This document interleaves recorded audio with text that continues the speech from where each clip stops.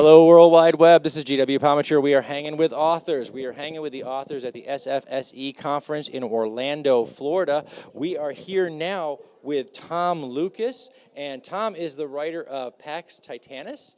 And Tom, tell us a little bit about the book and yourself. Okay, I write Bizzaro fiction. Bizzaro is a sort of an offshoot of the new weird, and it is outrageous and over the top and has often been described as the Adult Swim of literature. Fantastic. That is going to be perfect. World Wide Web, you definitely want to check out Pax Titanus then. And so what drew you to begin writing Bizzaro fiction? Okay, that's a great question.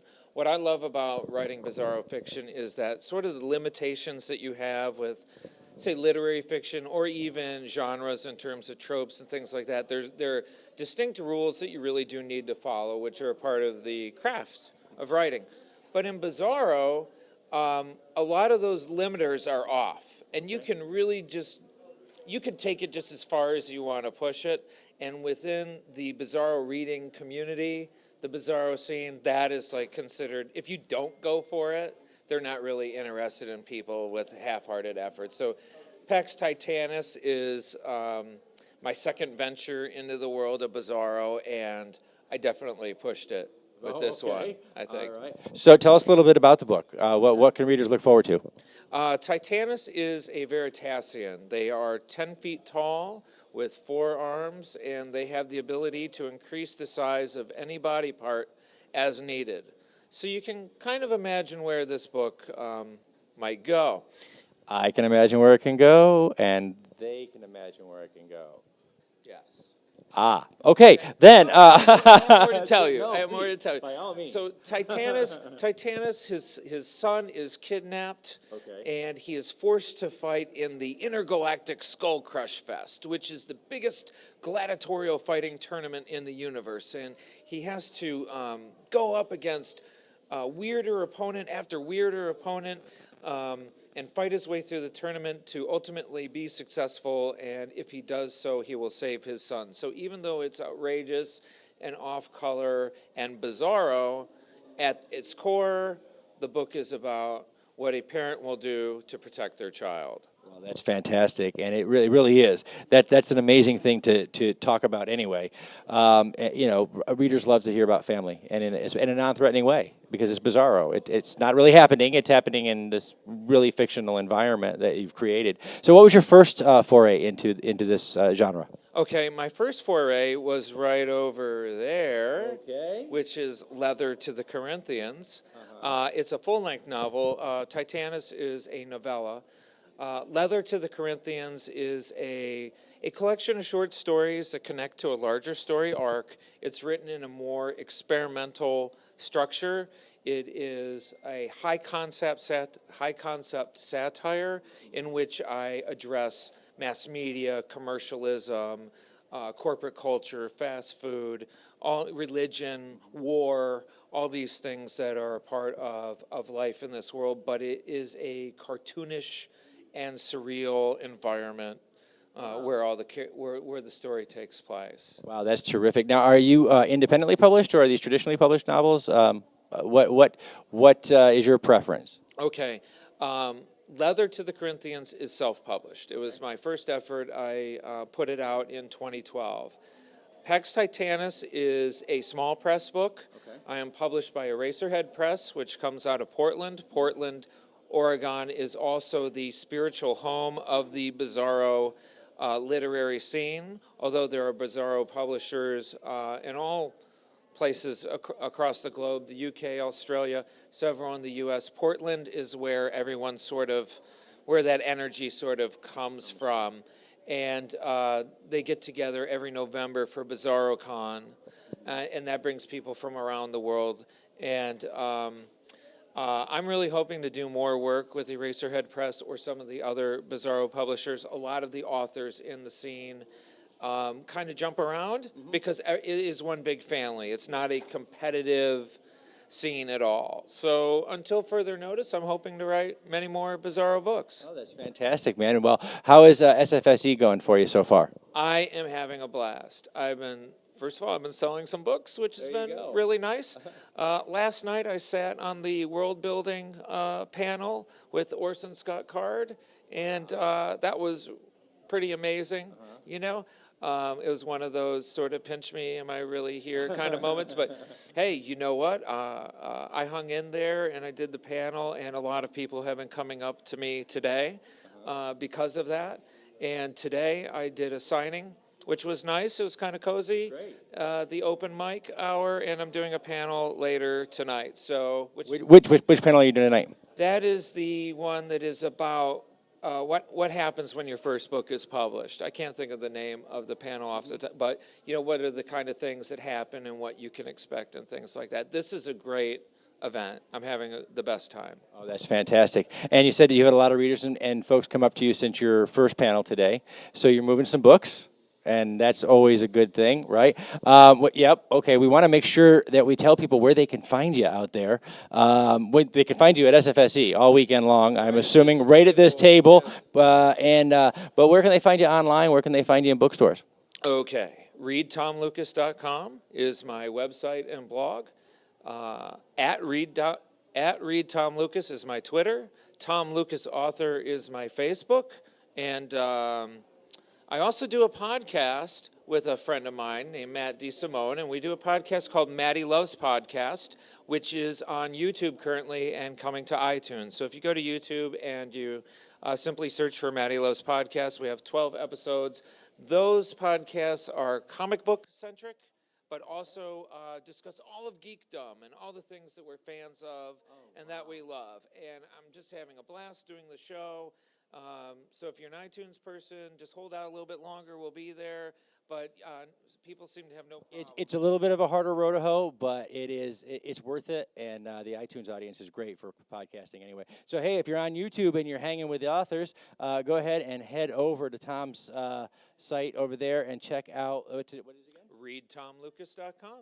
ReadTomLucas.com, and your podcast is Maddie Loves Podcast. Maddie Loves Podcast. Okay, so this is Tom Lucas, and he is the author here. One more time, we're gonna give a shout out to his book, and he's the author of Pax Titanus, and also of run over here.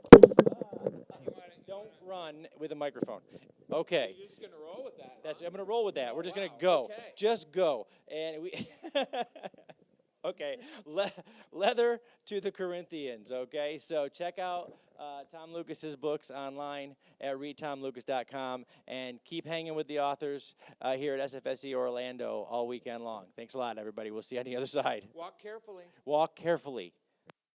This is the book they don't want you to read. This is the most comprehensive and easiest to follow roadmap to the political campaign trail. This easy-to-read, understandable, and complete campaign guide will assist any candidate, campaign volunteer, or campaign coordinator with all of the day-to-day activities associated with fielding a winning campaign team. With this tucked under your arm, your campaign is on its way to victory.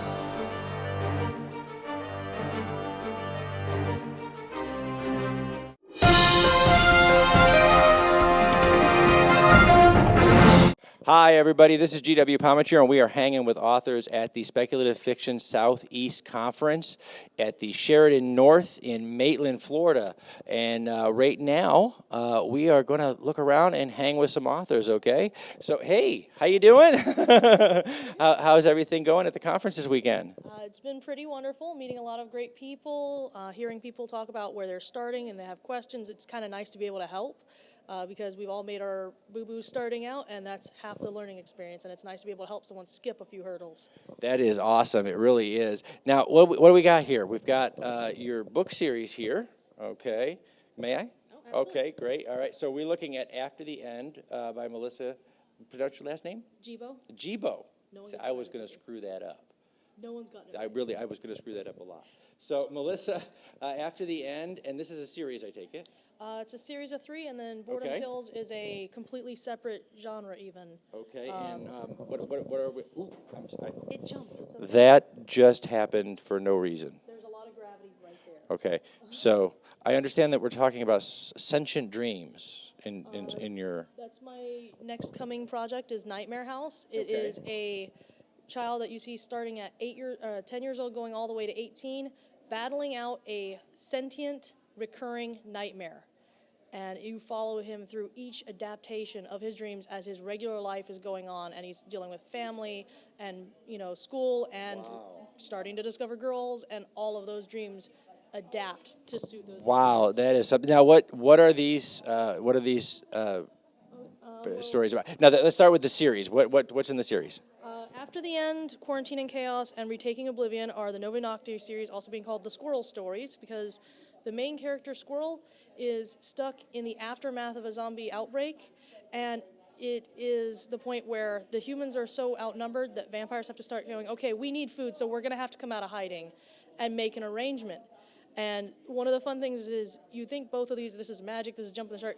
It's actually, I based the vampires and zombies out of basic science. There is actually a basic precedent where both are possible. Very nice. Using what's in there. That is fantastic. And the fourth book is? This is Boredom Kills, a serial killer love story. A serial killer. I actually have a really good friend and a fellow author who has just got done writing a series of 3, the Submit to Darkness series, and she actually went one step further. It is a serial killer erotic love story. And so between the murder scenes and the erotic scenes, there is nothing that anyone under 21 should read. This one, that's actually the one kind of scene I'm not terribly comfortable with, so they're very limited in any of my texts. There won't be any, obviously, in Nightmare House. It's young adult. Okay. We're going to scare the children. That's right, yay. It's I do that all the time at my house, that they don't like it as much as we think they do. No. It's more of the serial killer is a female, first off, which means automatically she doesn't fit the profile, so the police work is more bumbled on her behalf than anything, because that's what actually historically happens with female serial killers. They don't fit the profile, so everyone skips over them. And she inadvertently, the person who finds the body of her first victim, is a cop who, because he found the body, can't be the cop on the case, but he keeps trying to help because he feels she's nervous about the case because she's afraid. So the harder she tries to not get caught, the more he tries to make her feel safe by trying to catch the criminal. Wow. Good stuff. Good stuff. But Melissa, now are these traditionally published? Are they indie published, or? They're all indie published. They're all indie published? Okay. Honestly, I enjoy the control of it. Not so much the workload with the social media because I am technologically inadvanced, but I'm learning. However, Nightmare House, I am shopping around for traditional publishers just to see what that experience is like. It's much different. I have a book right now that's being shopped to the traditional publishing, and it is a really, really big change in control, and even the creative process, because you'll get a call that says, hey, this was awesome.